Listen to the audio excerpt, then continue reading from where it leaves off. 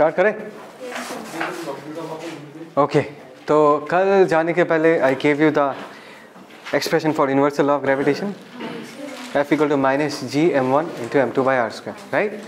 सो पहली बात जो है उस फॉर्मूला में जो माइनस है वो ये बताता है कि the forces between the masses m1 and m2 is attractive in nature. Secondly तुमको मैंने ये भी कहा था कि ये जो formula this is only valid for point masses, और मैंने कहा था कि अगर पॉइंट मासेस के लिए वैलिड है तो अगर हमारे पास बड़े बॉडीज है, एक्सटेंडेड बॉडीज है, तो हम इसको कैसे यूज़ करेंगे, राइट? तो देखो मैंने तुम्हारे सामने एक पिक्चर रखा है जहाँ पर अर्थ है और अर्थ के सरफेस पे एक ऑब्जेक्ट रखा गया जिसका m मास है।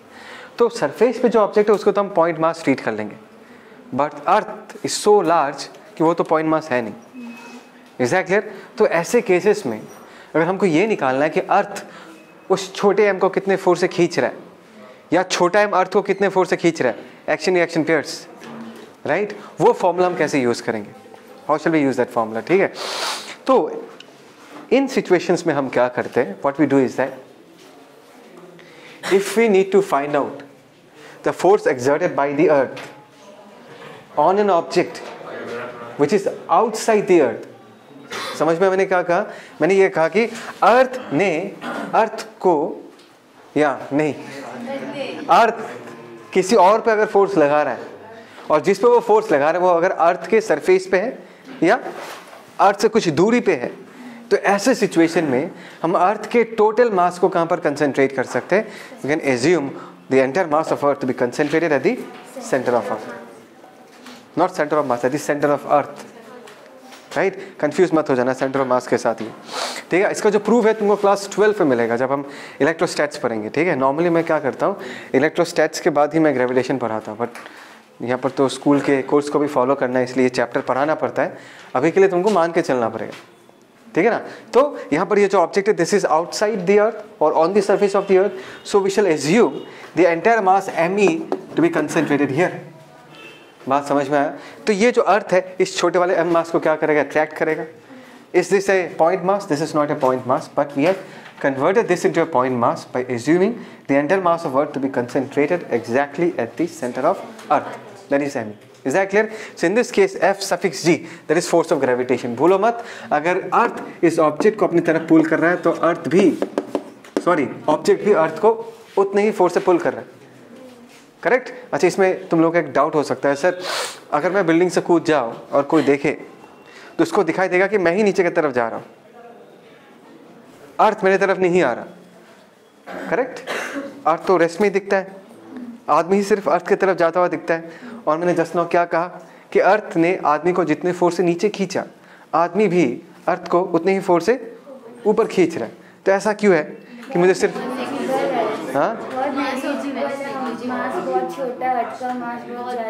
Because acceleration is F/m, correct? Acceleration is very simple, F/m। अर्थ का मास इतना बड़ा है तो उसका एक्सीलरेशन क्या होगा? नेग्लिजिबल, वेरी वेरी स्मॉल, दिखाई नहीं देगा। लेकिन आदमी का मास कम है तो उसका एक्सीलरेशन बहुत ज़्यादा दिखाई देता है, इसलिए वो जाता हुआ दिखता है, अर्थ जाता हुआ नहीं दिखता। Is that clear? Okay fine. तो इन दिस केस Fg का वैल्यू हम क्या लिख सकते हैं? Gm capital M divided by Re²। भूलो मत, फिर Re इज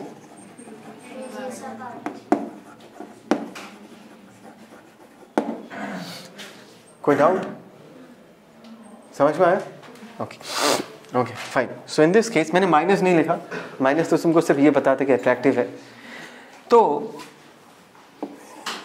इस ऑब्जेक्ट का ग्रेविटेशनल एक्सीलरेशन कितना होगा? इस पे फोर्स लग रहा है Fg, फोर्स अगर Fg है तो इसका एक्सीलरेशन कितना होगा? Do you agree with this? और Fg/m का वैल्यू कितना होगा? दिस g यहाँ पर क्या बच जाएगा? Capital M divided by what? R²। Is that clear? और ये जो है इस एक्सीलरेशन को ही हम इस एक्सीलरेशन को ही हम ग्रेविटेशनल एक्सीलरेशन बुलाते हैं, जो हम g से रिप्रेजेंट करते हैं। और g का जो एक्सप्रेशन है that is g in this case is equal to what? g capital M divided by what? R²। Is that clear? That is capital G capital M divided by what? R²।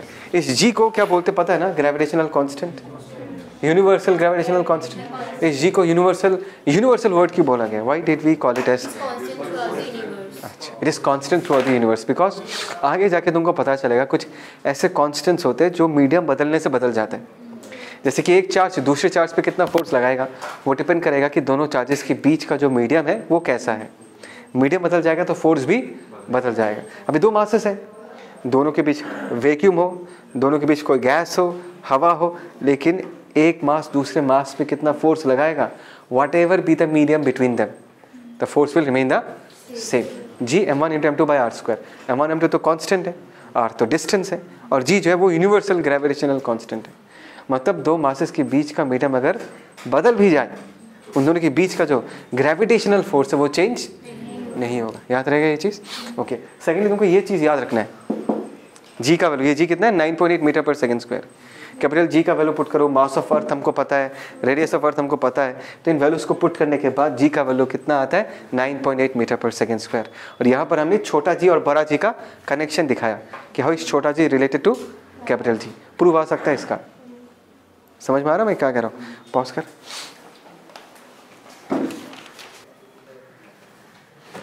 एक चीज़ clearly समझना कि अगर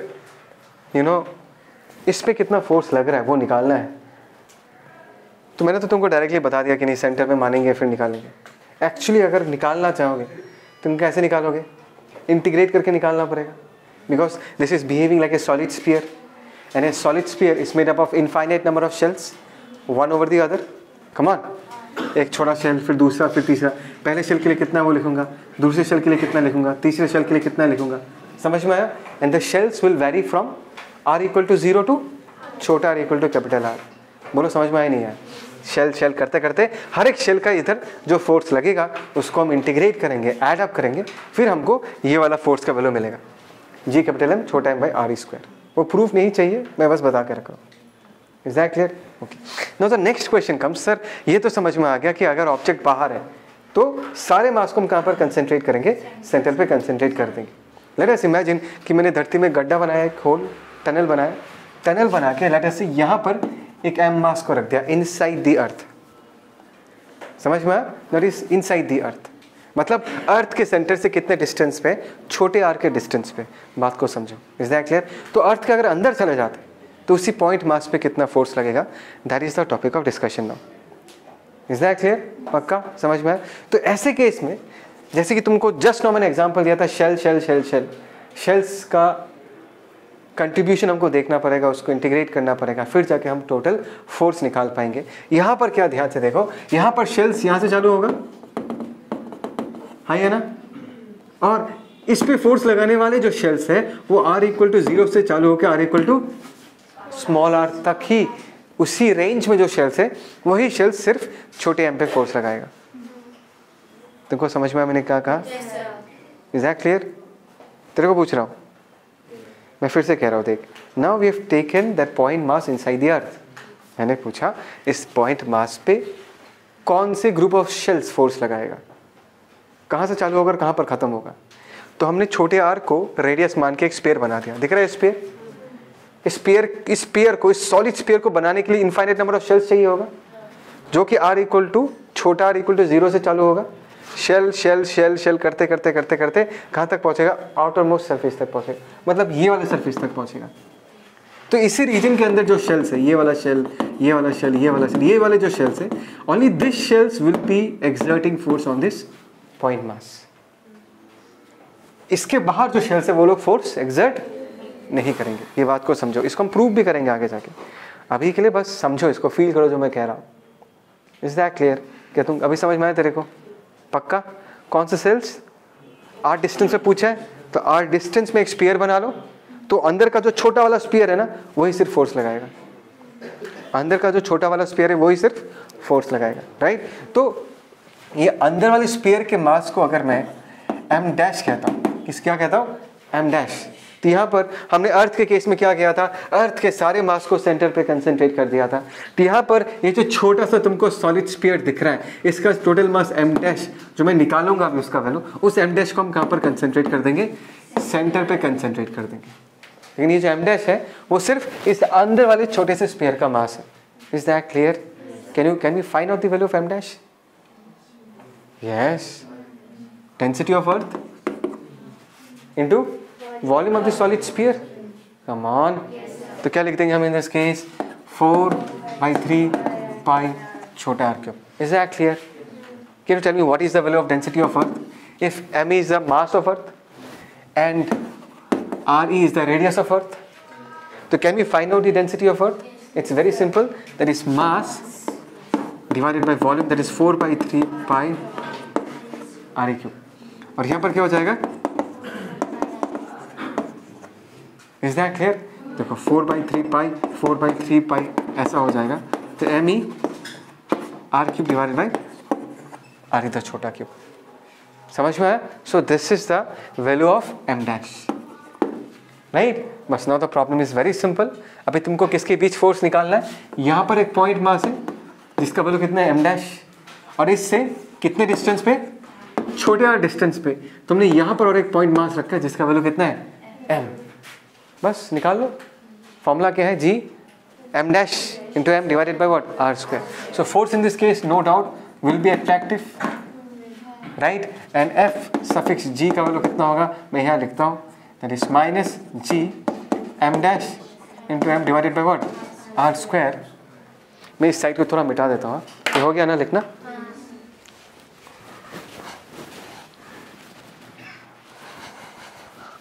हाँ, सो force in this case is minus g m dash into m divided by what? r square. So this is minus g छोटा m divided by r square, तो हमने लिख दिया। और m डैश की जगह हम लोग क्या लिख सकते हैं? m e छोटा r cube divided by r e cube, है ना? r स्क्वायर ये चला गया, तो क्या आ जाएगा? g कैपिटल m e तो मास ऑफ अर्थ है, into m r divided by what? r e cube. Is that clear? So this is the force that we are talking about. कुछ तो बोलो। सो यहाँ से क्या मैं कह सकता हूँ? Force is directly proportional to R, because ये तो कांस्टेंट है, जी भी कांस्टेंट है, कैपिटल एम सफिक्स ई भी कांस्टेंट है, छोटा एम भी कांस्टेंट है। वैरी क्या कर सकता है? छोटा आर वैरी कर सकता है। बात समझ में आया? लेकिन फॉर एन एक्सटर्नल पॉइंट, यहाँ पर कितना फोर्स अगर मैं तुमको पूछता हूँ, यहाँ पर फोर्स का वैल्यू कितना होगा? यहाँ पर अगर एम को रख दूँ तो इस पे जो अट्रैक्टिव फोर्स लगेगा उसका वैल्यू कितना होगा? Try to understand. This is for internal point, बात को समझो। This is for external point, तो वैल्यू कितना होगा? That is g capital M e छोटा M divided by what? R square. यही तो था फॉर्मूला, यही तो था फॉर्मूला। तो ध्यान से देखो, यहाँ पर जो फोर्स है that is inversely proportional to what? R square. Feel आया मैंने क्या कहा? इसका मतलब क्या? ये बताओ, इस सिचुएशन को तुम कैसे इंटरप्रेट करोगे? What will you say about the magnitude of force? हाँ माइनस, ठीक है, मैं सिर्फ मैग्नीट्यूड के साथ डील कर रहा हूँ अभी, राइट? फोर्स किसके प्रोपोर्शनल है वो बताना चाह रहा हूँ। तो how will you know imagine the variation of magnitude of force? F suffix G का मैग्नीट्यूड ऑफ वेरिएशन कैसे होगा? मतलब if you start from the centre and if you move out out out out out, then you reach the surface of earth and then you go outside the earth. तो ऐसे movement में, ऐसे movement में force का variation कैसा है? अच्छा मैं ड्रॉ करके दिखाता हूँ। Let me draw this.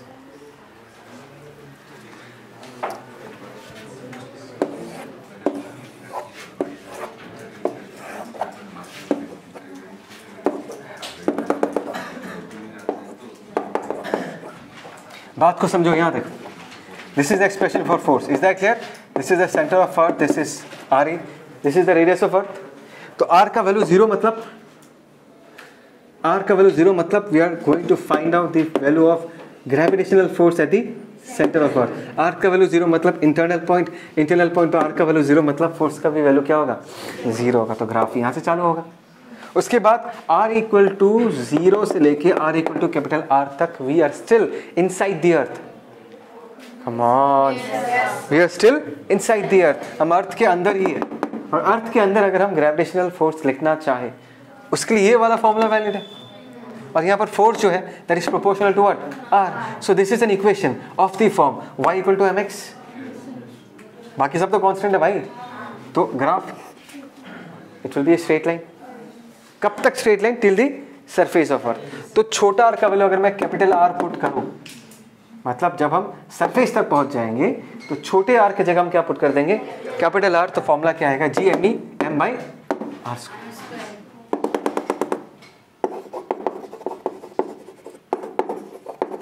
Is that clear? उसके बाद when we move out, because देखो जब हम इस तरफ मूव करेंगे, ये जो छोटा आर है this represents the distance from the centre of the अर्थ। जब हम यहां चले जाएंगे, इन रीजन्स में जब चले जाएंगे, we are outside the earth, and we are outside the earth, we follow this formula where the force is what, inversely proportional to what, r square. That means as the distance increases the force is going to rapidly decrease. तो graph कुछ ऐसा होगा, when r tends to infinity force tends to what, 0. That is the region we call force as a, we call gravitational force as a long range force. long range मतलब पढ़ा होगा ना NLM में, short range, long range, बहुत लंबे distance तक जो force अपना जो फोर्स अपना प्रेजेंस फील करवा सकता है उसको हम क्या बुलाते हैं, we call it as long range force. बहुत सिंपल है, एफ का वैल्यू 0 कब होगा, when R tends to infinity, मतलब वो बहुत दूर तक एक्सर्ट कर पाएगा फोर्स, इसको हम लॉन्ग रेंज फोर्स बोलते हैं। कुछ तो समझ में आ रहा है मैं क्या कह रहा हूँ? अच्छा, so this is a long range force, और यहाँ पर इस वाले रीजन में force is inversely proportional to what, R square, और इस वाले रीजन में force is what, proportional to R. समझ में आया? पक्का? ओके, पॉज करो।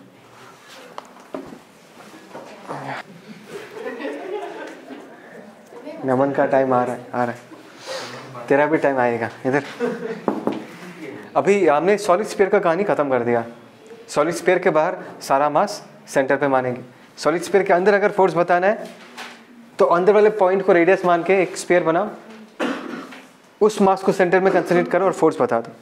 ये कौन सा केस है, एक फुटबॉल इमेजिन करो, football like a thin shell, इसका मास कितना कैपिटल है, right, and we shall repeat the same story. The story is that हम बाहर एक बार एम को रखेंगे और ये देखेंगे कि इस पर कितना फोर्स लग रहा है, और एक बार इंटरनल पॉइंट में चेक करेंगे कि इस पर कितना फोर्स लग रहा है। Is that clear? बाहर वाले पॉइंट के लिए फंडा सेम ही रहेगा।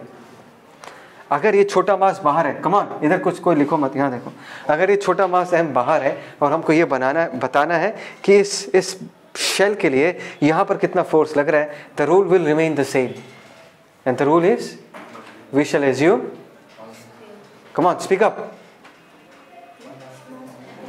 तू बोल। मैंने कहा कि अगर इस मास पे कितना फोर्स लग रहा है, देखो ना ये मास कहाँ पर है, it is outside, it is at an external point. तो मैंने कहा कि पहले जो मैंने तुमको रूल सिखाया था वही रूल इसमें भी अप्लाई होगा, करेक्ट? और वो रूल क्या है बताओ? बोलो। पूरा मास मतलब एक जगह कंसंट्रेट करेंगे। एग्जैक्टली, ये पूरा कैपिटल एम को हम कहाँ पर मानेंगे, सेंटर पे मानेंगे, और इस पर फोर्स लिख देंगे। तो ये फोर्स कितना होगा जी,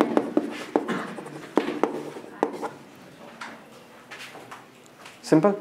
अच्छा, नाउ अगर इंटरनल पॉइंट में यहाँ पर पूछूं तो मैंने क्या बोला था, यहाँ पर एक स्फीयर इमेजिन करो और स्फीयर के अंदर जितने सारे शेल्स है या छोटा स्फीयर का जो मास है उसको हम क्या करेंगे, सेंटर पे कंसंट्रेट करेंगे।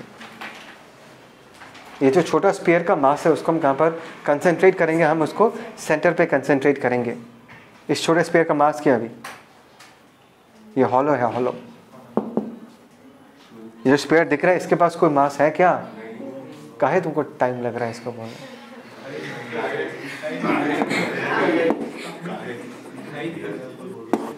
भाई ये हॉलो है, इतना बड़ा बड़ा करके लिखो, हॉलो है या नहीं है, गड्ढा है, खाली है, तो यहाँ पर कोई भी मास एनक्लोज्ड, नो मास एनक्लोज्ड।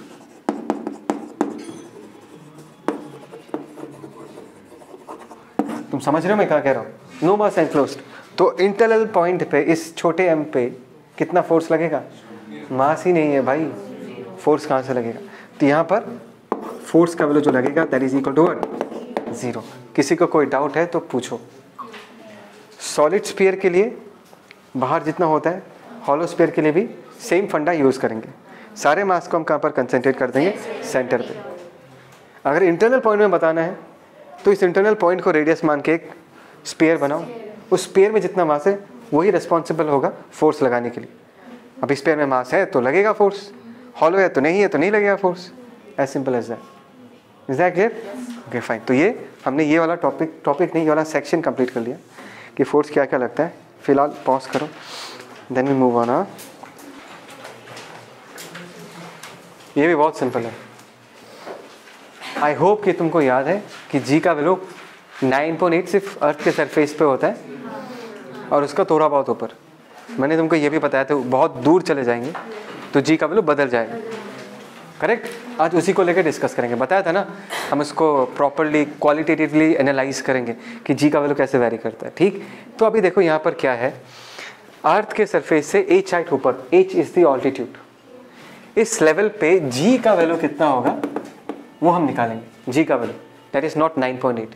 9.8 कहाँ पर होगा जी का वैल्यू? यहाँ पर होगा। एक काम करता हूँ, इसको मैं जी नहीं लिखता, ए सफिक्स जी लिखता हूँ तो कंफ्यूज नहीं होंगे। अगर मैं जी लिखूंगा मतलब 9.8, ए सफिक्स जी मतलब h हाइट पे कितना एक्सेलरेशन है। Is that clear? एक्सेलरेशन निकालने का तो एक ही तरीका है ना, फोर्स डिवाइडेड बाय मास। अभी इस मास पे कितना फोर्स लग रहा है जस्ट नाउ डिस्कस किया है। Come on, this is N external point. तो इस जगह पर अगर मुझे एक्सेलरेशन बताना है, फोर्स डिवाइडेड बाय मास। किसी को कोई डाउट? एक्सटर्नल पॉइंट तो बहुत ही आसान है। हम अर्थ के मास को कहाँ पर कंसंट्रेट कर देंगे? सेंटर पे। और इन दोनों के बीच का डिस्टेंस कितना है? आर ई प्लस एच, समझ रहे हो ना? तो फोर्स कितना होगा? जी एम ई जो छोटा M divided by R E plus H the whole square. छोटा एम पहले से था, ये एम इसको मार देगा, बचेगा कितना? G M E divided by R E plus H the whole square. अच्छा, बिफोर आई स्टार्ट इसके आगे बढ़ूँ, मैं तुमको ये बताना चाहूँगा कि जी को हम क्या लिख सकते हैं।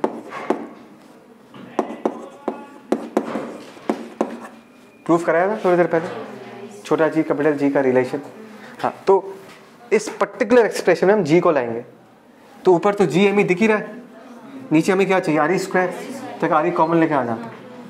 तो यहाँ पर क्या बचेगा? ध्यान से देखो, जी एम ई, नीचे से आर ई निकाल लिया तो कितना होगा? R E square.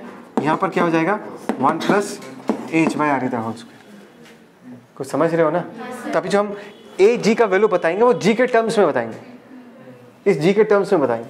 तो इस चीज़ को हम क्या लिख देंगे? इसको हम छोटा जी लिख देंगे और ये कितना हो जाएगा? That is 1 plus H by R E the whole square. So this is the expression. मतलब एच का वैल्यू अगर इंक्रीज करेगा, ध्यान देना, एच का वैल्यू अगर इंक्रीज करेगा तो क्या होगा इन दिस केस? एच का वैल्यू इंक्रीज करेगा तो ये डिनोमिनेटर बड़ा होगा, डिनोमिनेटर बड़ा होगा तो एच जी का वैल्यू जी से क्या होगा? घटना चालू करेगा, right? That means as we move up acceleration will keep on decrease. पता ही था, राइट? दूर जाओगे, फोर्स कम लग रहा है तो एक्सीलरेशन भी क्या होगा? कम होगा। हमने फोर्स का डायग्राम तो जस्ट नाउ बनाया था, F inversely proportional to what? R square. It is very obvious भाई, फोर्स डिक्रीज कर रहा है तो एक्सीलरेशन भी क्या होगा? डिक्रीज करेगा। तुमने ये चीज़ रियलाइज़ किया था कि फोर्स मैक्सिमम कहाँ पर है ग्राफ में? At the surface, peak surface पे होता है, उसके बाद उतर जाता है। तो सबसे ज़्यादा जी का वैल्यू अगर हमको मिलता है जहाँ पर फोर्स सबसे ज़्यादा होगा, वहाँ पर जी का वैल्यू सबसे जिंदी सुन, जहाँ पर फोर्स का वैल्यू सबसे ज़्यादा होगा, जी का वैल्यू भी सबसे ज़्यादा वहीं पर ही होगा। तो जी का वैल्यू 9.8 मीटर पर सेकेंड स्क्वायर से ज़्यादा, और मत बोला सर आप 10 भी तो होता है, उसके बारे में बात नहीं कर रहे। मतलब 9.8 से ज़्यादा नहीं होगा, बिकॉज सरफेस पे एक्सेलरेशन 9.8 मीटर पर सेकेंड स्क्वायर है और सरफेस पे जो फोर्स लगता है वो सबसे ज़्यादा फोर्स है। अंदर जाओगे तो फोर्स घटेगा, बाहर भी जाओगे तो फोर्स घटेगा, ठीक है? ये है। अच्छा, have you heard about this binomial expansion? ठीक है ना? नाउ इफ दिस, ध्यान से सुनना, now if this H is small as compare to R E, कितना स्मॉल? आर ई का वैल्यू 6400 किलोमीटर है, एच का वैल्यू अगर 100 किलोमीटर हुआ, 200-300 किलोमीटर हुआ, तो H by R E will be a very small quantity and we can binomially expand this. Is that clear? तो अगर मैंने ये कंडीशन लिया तो मैं यहाँ पर लिखता हूँ ए सफिक्स जी, हम क्या लिख सकते हैं? G 1 plus H by R E to the power -2 चलेगा? बाइनोमियल एक्सपांशन में हम हायर पावर्स को क्या कर लेते हैं? नेग्लेक्ट कर देते हैं। यहाँ पर क्या बचेगा? जैसे जी 1 माइनस 2h बाई आर ई। क्या हो गया? शॉक लग गया क्या? ऐसे करते हैं इसको। याद रखने का तरीका क्या है? ये जो -2 है ना, इसको h बाई आर से क्या कर दो, मल्टीप्लाई कर दो, मल्टीप्लाई कर दिया तो ये मिल गया g bracket 1 minus 2h by R. एक एक्सपांशन है, एक्चुअली एक्सपांड होता है, और जितने सारे हायर पावर्स है ना उसको हम क्या कर देते, नेग्लेक्ट कर देते, बिकॉज पावर किस पे लगता है, h बाई आर पे लगता है। और बात को समझो कि ये जो h बाई आर है ना वो बहुत छोटा है, तो उसके ऊपर जितना पावर बढ़ते जाएगा वो वैल्यू उतना ही छोटा होता जाएगा, उतना ही इनसिग्निफिकेंट होता जाएगा। इसलिए हमने सारे हायर पावर टर्म्स को नेग्लेक्ट कर दिया, सिर्फ यही बचा है। हाँ, यहाँ तकने का टेक्निक क्या है, इतना कुछ तो नहीं चाहिए तुमको सिंपली क्या चाहिए, ऐसा पावर में जाओगे तो पावर के साथ मल्टीप्लाई कर दो, 1 plus h by two h by R, उसका पावर कितना -2, जब लिखोगे तो h बाई आर को पावर के साथ मल्टीप्लाई कर दो, हो गया काम खत्म, राइट। लेकिन इसमें तो थोड़ा बहुत तो एरर है ही ना, अरे this is the error free formula, इसमें कोई एरर नहीं है, बट यहाँ पर तो हमने अप्रॉक्सीमेशन यूज किया है ना, समझ में आया मैं क्या कह रहा हूँ। You should be very very careful कि तुम कब कौन सा फॉर्मूला यूज करोगे। अगर तुमको h का वैल्यू बता दे कि 3000 किलोमीटर में कितना a है, तुम कौन सा फॉर्मूला यूज करोगे, तब ये यूज करना पड़े, 3000 is comparable to R, this is not valid, तब तुम ये फॉर्मूला यूज नहीं कर पाओगे। अगर मैंने तुमको पूछा 700 किलोमीटर हाइट पे, if the altitude is 700 kilometres, उतने हाइट पे what will be the acceleration due to gravity, तब तुम ये यूज कर सकते हो। मतलब this is used when h is what, smaller as compare to what, R का वैल्यू कितना होता है, रेडियस ऑफ अर्थ। कोई डाउट, पक्का, ओके। बेल बज गया क्या, चलो इसको कॉपी करो, आज के लिए इतना ही, इसको बंद करो।